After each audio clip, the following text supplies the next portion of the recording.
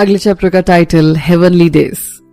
राजीव, अब ऐसा तो मत बोल यार। रोहित, हाँ भाई, खुद पर बात आती है तो ऐसा मत बोल। वीर, तू क्या इतना फेवर ले रहा है? तू मिला है क्या श्रुति की उनसे? श्रुति गुस्से में वीर की तरफ देखती है और रोहित मन ही मन, आज तो तू गया बेटा। रोहित, अब यार श्रुति की पसंद है तो अच्छी होगी ना। रोहित, राजीव, अब हमें मिलवाए वो अपने उनसे तब जाने ना भाई, पर ये तो उनसे छुपा रही है। अब प्रिया बोलती है, तुम सब श्रुति से इतना कुछ पूछ रहे हो, कोई और भी है हमारे बीच, कभी उससे भी पूछ लो। राजीव, हाँ वीर, कभी तुझे प्यार हुआ है क्या? हाँ बिल्कुल। राजीव, किससे? वीर, श्रुति। राजीव, क्या? अबे पूरी बात तो सुन। श्रुति, रोहित, नयन और तुम सबसे प्यार हुआ है मुझे, वो भी इतना कि बता नहीं सकता। श्रुति और रोहित वीर की इस चालाकी पर मुस्कुराए बिना रह नहीं पाते। राजीव, तुझे सच में प्यार नहीं हुआ? वीर, हुआ है प्यार और बहुत ज्यादा है, अभी भी प्यार उससे है। राजीव, कौन है वो?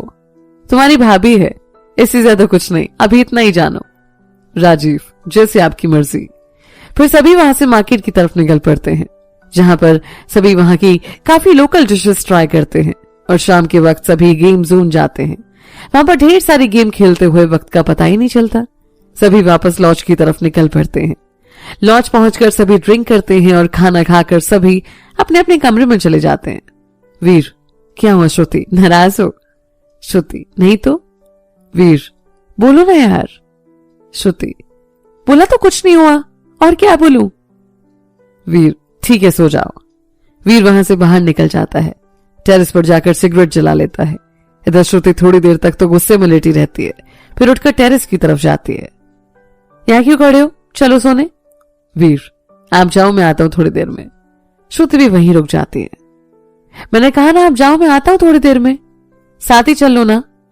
वीर, ठीक है चलो, और वहां से जाने लगता है, पर श्रुति वहीं बैठी रहती है। वीर, अब क्या हुआ? श्रुति बस अपनी बाहें फैला देती है। वीर, इस लड़की के दिमाग में भी जाने क्या चलता रहता है, अभी नीचे गुस्से में थी और अभी देखो ऐसे। वीर श्रुति को गोद में उठाकर नीचे ले आता है और खुद सोफे पर जाने लगता है, पर श्रुति उसका हाथ पकड़कर वहीं बिठा लेती है और उसके गोद में सर रख लेती है।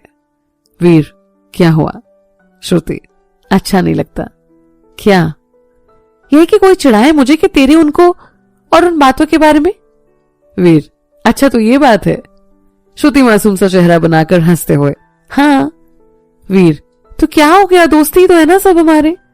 श्रुति, और आप भी उनके साथ हो जाते हो। वीर, अच्छा ठीक है, आप सो जाओ। श्रुति, नींद नहीं आ रही। वीर, तो बोलिए क्या किया जाए। कुछ नहीं। दोनों लेट जाते हैं और श्रुति उसके सीने पर सर रखकर काफी देर तक उससे बात करती रहती है। बातें करते हुए ही वो सो जाती है। वीर भी सो जाता है। अगली सुबह वीर श्रुति को उठाता है। श्रुति, वीर अभी सोने दो ना। वीर, श्रुति देर हो जाएगी। श्रुति, नहीं थोड़ी देर और। फिर वीर श्रुति को वहां से गोद में उठाकर बाथरूम के अंदर ले जाता है और शावर चालू कर देता है। पानी पड़ते ही श्रुति हड़बड़ाकर आंख खोलती है, पर तब तक वो भीग चुकी थी। वीर वहां से जाने लगता है तो श्रुति उसका हाथ पकड़ लेती है और सिर ना में हिलाती है। वो वीर की आंखों में देखकर उसे किस कर लेती है। वीर भी उन्हीं लम्हों में कहीं खो जाता है। कुछ देर बाद वीर अलग होकर, श्रुति आप आओ बाहर जल्दी से, सब आपका इंतजार कर रहे हैं। श्रुति कुछ देर में टॉवल में बाहर आती है। वीर अपनी आंखें बंद कर लेता है। श्रुति ये देखकर सर हिला लेती है और तैयार होकर, वीर मैं तैयार हूं। वीर, 10 मिनट में आते हैं हम, आप चलिए। श्रुति, ठीक है। कुछ देर बाद वीर नीचे आता है। सभी साथ में नाश्ता करते हैं। राजीव, कहाँ चल रहे हैं हम आज? वीर, आज मणिकरण गुरुद्वारा और उसके बाद हम कसौल में रुकेंगे आज। सभी नाश्ता खत्म करके अपने अपने रूम में चले जाते हैं और जाकर सभी जरूरत के सामान लेते हैं और वापस आ जाते हैं। सभी वहां से कसौल और मणिकरण के लिए निकल पड़ते हैं। लगभग 2 घंटे की दूरी पर इनकी मंजिल थी। सभी बर्फीले रास्तों पहाड़ों से निकल रहे होते हैं। श्रुति, वीर कहीं रुककर चाय पिए। वीर, ठीक है। थोड़ी ही देर में वीर बाइक रोकता है। दोनों बैठकर चाय पीते हैं और फिर निकल पड़ते हैं। सभी सबसे पहले मणिकरण जाते हैं, जहां गर्म पानी के कुंड में नहाकर सभी गुरुद्वारे के अंदर जाते हैं। वहां से सभी प्रसाद लेकर थोड़ी देर वहीं बिताते हैं। उस दिन सभी तोश और मलाना घूमने निकलते हैं। वहां पर कुछ इजरायली कैफे में जाते हैं, जहां का इजरायली फूड सबका दिल जीत लेता है। वहां के व्यूज में सभी जैसे खो जाते हैं, और जब सबके साथ उनके जीवन साथी थे तो वो ये वादियां और भी खूबसूरत लग रहे थे। श्रुति, कितना प्यारा लग रहा है ना? वीर, हाँ वाकई बहुत खूबसूरत। श्रुति की तरफ देखकर, श्रुति, मैं इन वादियों की बात कर रही हूं वीर। वीर पास आकर, और मैं आपकी श्रुति।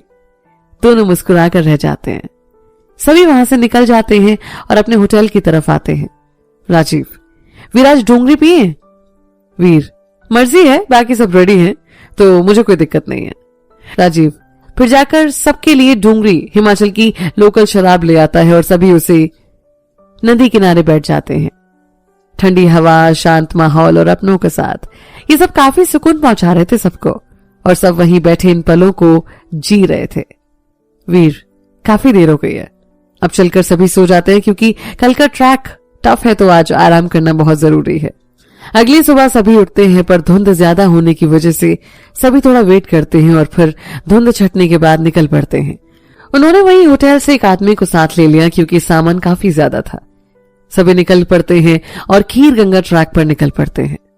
रास्ता काफी खूबसूरत था, ऐसा लग रहा था कि हर तरफ सिर्फ खूबसूरती ही खूबसूरती है। वो सभी ये निहारते हुए चल रहे थे। वीर और श्रुति सबसे पीछे थे। श्रुति बड़े आराम से चल रही थी, चारों तरफ के नजारों को देखते हुए। श्रुति, वीर थोड़ी देर रुक जाते हैं ना? वीर, ठीक है, और श्रुति की तरफ पानी की बोतल बढ़ा देता है। वीर, ज्यादा थक गई हो क्या? नहीं, बस थोड़ा बहुत।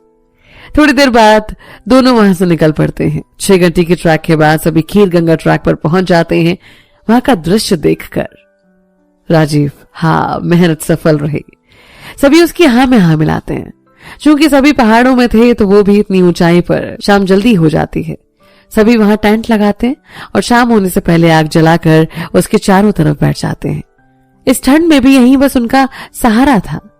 सारे चारों तरफ बैठकर हंसी मजाक कर रहे थे और ड्रिंक कर रहे थे। रोहित, राजीव तुम दोनों कब से साथ हो? राजीव, 10th क्लास से। रोहित, सही है यार। तो कैसे शुरुआत हुई दोनों की प्रेम कहानी? राजीव, सभी साथ ही रहते थे, एक ही कॉलोनी में और एक ही स्कूल में। मैं, संजना और कविता तो पहली क्लास से साथ हैं। बचपन से ही ये मेरी सबसे अच्छी दोस्त रही है, हमेशा साथ रही। पर ये प्यार का एहसास तब हुआ जब ये अपने मामा के यहां पर गई थी 1 महीने के लिए। उस दौरान हमारी कोई बात नहीं हुई क्योंकि जाने से पहले हम दोनों खूब लड़े थे। 1 महीने बाद जब ये वापस आई ना तो पहले तो इसको मनाने में बहुत वक्त लगा, फिर हमारी दोस्ती वापस पहले जैसी हो गई। पर इस बार मेरे लिए ये प्यार था जिसे मैं संजना को बताना चाहता था, पर डर रहा था कि कहीं एक दोस्त भी ना खो दूं। फिर जब 10th के एग्जाम्स खत्म हुए तो मैडम को फिर से अपने मामा के यहाँ पर जाना था, पर जाने क्यों इस बार लगा कि अब नहीं कह पाया तो बहुत देर हो जाएगी। एक दिन हिम्मत करके कह दिया। डर तो बहुत लग रहा था, पर जब कह दिया तो इसने एक जोर का चांटा मार दिया। मुझे तो उस पल लगा कि सब खत्म हो गया, पर अगले ही पल उसने गले से लगा लिया और कहा कि कब से ये सुनने को तरस रही थी और अब जाकर तूने कही है। फिर काफी देर तक दोनों गले लगे रहे। बस सबसे साथ हैं दोनों और हमेशा रहेंगे।